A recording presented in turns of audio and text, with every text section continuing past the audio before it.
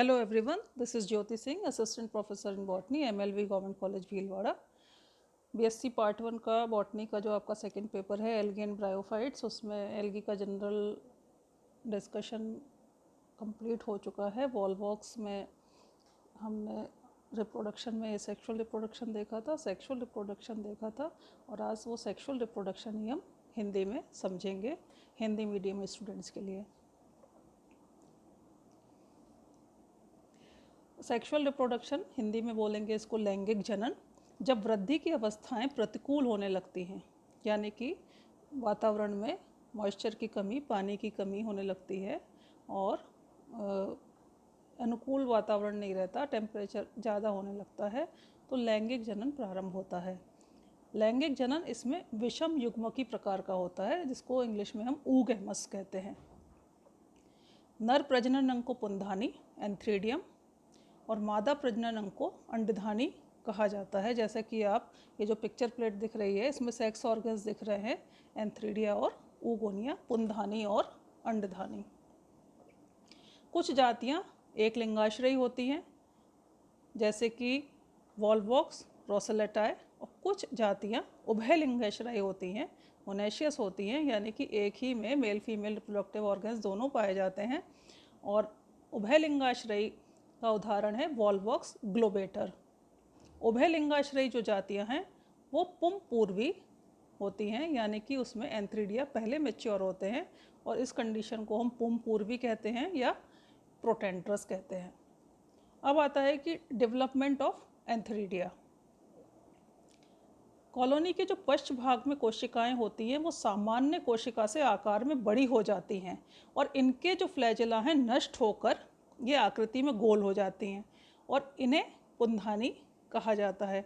ये कॉलोनी में भीतर की ओर धकेल दी जाती हैं और इनमें लंबवत विभाजन होते हैं। जैसे आपने एसेक्सुअल रिप्रोडक्शन में देखा होगा कि प्लेट के रूप में अरेंज होती है, 8 सेल्ड अवस्था, जिसको प्ले की अवस्था कहते हैं।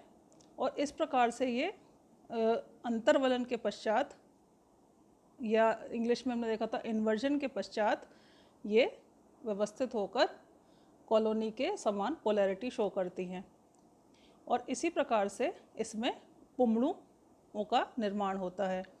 ये पुंबड़ू पुंज समूह के रूप में बाहर निकलते हैं, यानी कि ग्रुप्स में निकल सकते हैं, या किसी किसी स्पीशी में ऐसा देखा गया है कि एक एक करके पुंबड़ू बाहर निकल रहा है, सिंगल सिंगल। प्रत्येक जो पुंबड़ू है एक लंबी तुर्क रूपी संरचना है, पीले हरे रंग का होता है, और इसके आगे के भाग पर 2 फ्लैजिला पाए जाते हैं। और पुंबड़ू में हरित लवक, पायरेनॉइड और नेत्र बिंदु पाया जाता है। अब आप देखेंगे कि एंथेरोजॉइड्स का जो चित्र दिख रहा था, इसमें क्लियर दिख रहा है कि एंथ्रीडियम पश्च भाग की कोशिका बड़ी हो गई साइज़ में, लंबवत विभाजन हुआ, 2 कोशिका बनी, फिर 4 बनी, फिर 8 बनी, प्लेकी अवस्था हुई, और फिर बाद में वो उनका इन्वर्जन हो गया, और इस प्रकार से उनमें एंथेरोजॉइड्स का निर्माण होता है, पुंबड़ू विकसित होते हैं।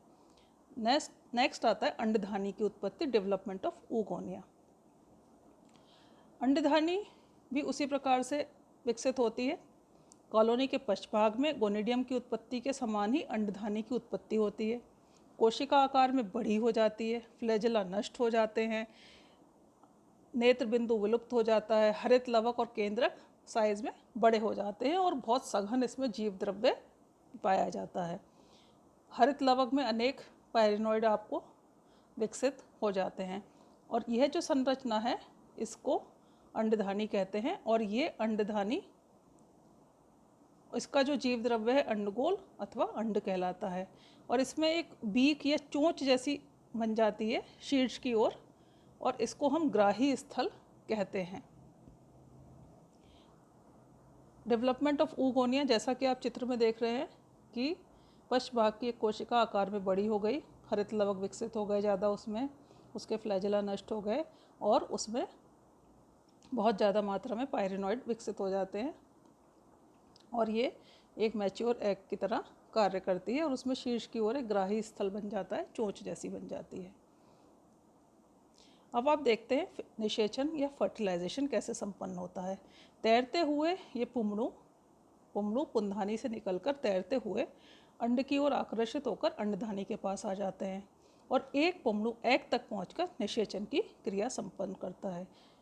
Male gamete fuse with female gamete, दोनों का फ्यूजन होता है और इस प्रक्रिया को हम निषेचन कहते हैं। जीव द्रव्य से मिल जाता है, इसको हम प्लाज्मोगैमी कहते हैं, और केंद्रक से मिल जाता है, ये कैरियोगैमी कहलाती है। और इस प्रकार जो संरचना बन रही है उसे हम जाइगोट कहते हैं। और ये चारों ओर अपने एक लेयर सिक्रीट कर लेता है सेलुलोज की, तब हम इसको निषिक्तांड या ऊस्पोर कहते हैं। निषिक्तांड गोल व लाल रंग का होता है और इसका जो स्टार्च है तेल में परिवर्तित हो जाता है। कोशिका द्रव्य में हेमेटोक्रोम बन जाता है और इसी के कारण इसका लाल रंग जो है वो लाल रंग का होता है। निषिक्तांड पर 3 लेयर्स का आवरण है, एंडोस्पोर अंतःचोल, मीजोस्पोर मध्यचोल, एक्सोस्पोर बाह्यचोल। इस तरह से ये आवरण बहुत मजबूत होता है और अनेक वर्षों तक ये सुरक्षित रह सकता है। बाह्यचोल जिसको हम एक्सोस्पोर कहते हैं, सबसे बाहर की जो लेयर है वो समतली या स्मूथ हो सकती है जैसे कि वॉल्वॉक्स ऑरियस में, या कांटेदार हो सकती है जैसे कि वॉल्वॉक्स ग्लोबेटर में। निषिक्तांड का जो केंद्रक है वो द्विगुणित है, डिप्लॉयड है, और वॉल्वॉक्स निषिक्तांड के रूप में प्रतिकूल परिस्थितियों को सहन करने की क्षमता रखता है। और कई बार पेरेंट कॉलोनी के नष्ट होने के बाद भी तालाब की कीचड़ में, बॉटम में, यह पानी सूख जाने पर भी सरवाइव कर पाता है और हवा के द्वारा फिर ये प्रकीर्णित होता है। जब वृद्धि की अनुकूल परिस्थिति होती है तो निषिक्तांड अंकुरित होता है। जल अवशोषित करके वृद्धि की अनुकूल परिस्थिति हुई, वाटर उपलब्ध हुआ, तो जल अवशोषित करके इसका जो जीव द्रव्य है फूल जाता है, जिसके दबाव से बाह्यचोल व मध्यचोल फट जाती है, जैसा कि आप चित्र में देख सकते हैं। अंतचोल एक थैले के रूप में बाहर निकल आती है, एक वेसिकल के रूप में बाहर निकल आती है, जिसमें जीव द्रव्य स्थानांतरित होकर विभाजन की क्रिया होती है। प्रथम जो विभाजन है वो अर्धसूत्री होता है और इस प्रकार 4 अगुणित जीव द्रव्य खंड बन जाते हैं। एक डिप्लॉयड सेल से 4 हैप्लॉयड सेल्स बन रहे हैं जो कि मियोसिस के बाद बन रहे हैं। विभाजन होता रहता है तथा एक किशोर, जिसको हम कहते हैं जुवेनाइल या एक डॉटर कॉलोनी का निर्माण हो जाता है। इस प्रकार से आप देखते हैं कि जो जीव द्रव्य खंड हैं या तो वो चल बीजाणु में परिवर्तित हो जाते हैं, जूस्पोर्स बन जाते हैं, कभी कभी चल बीजाणुओं की संख्या अधिक भी पाई जाती है। इनमें से केवल एक चल बीजाणु बचता है और शेष नष्ट हो सकते हैं। तो वेरी करती हैं कंडीशंस की जाति के हिसाब से, जो मियोसिस के पश्चात जो जूस्पोर्स बन रहे हैं या जीव द्रव्य खंड बन रहे हैं, उनमें किस प्रकार का पैटर्न नज़र आ रहा है। ये थैलेनुमा संरचना से विमुक्त हो जाते हैं और कई बार उसमें ही बने रहते हैं। और चल बीजाणु जो हैं जीव द्रव्य, इनका जो है निरंतर विभाजित होकर एक किशोर कॉलोनी को जन्म देता है, जिसमें लगभग 120 से लेकर 500 तक कोशिकाएं पाई जाती हैं। इतनी बार ये डिवाइड होता है और फिर इनमें नई कॉलोनी बन जाती है। और ये क्रिया तब तक होती है जब तक कि एक सुनिश्चित संख्या में कोशिकाएं नहीं बन जाती। तो आपने देखा कि जाइगोट है, जाइगोट के अपने चारों ओर एक वॉल सिक्रीट करता है, ऊस्पोर कहलाता है। फिर वो डिवाइड करता है, जैसा कि आप देख रहे हैं 2 सेल्ड एम्ब्रियो, 2 सेल्ड है, फिर 4 सेल्ड है, फिर मल्टी सेलुलर है, बहुकोशिकीय है, और इस प्रकार से फिर ये इन बनाता है मल्टी सेलुलर, और उसके बाद में इन्वर्जन के द्वारा नया सीनोबियम या यंग कॉलोनी बनती है।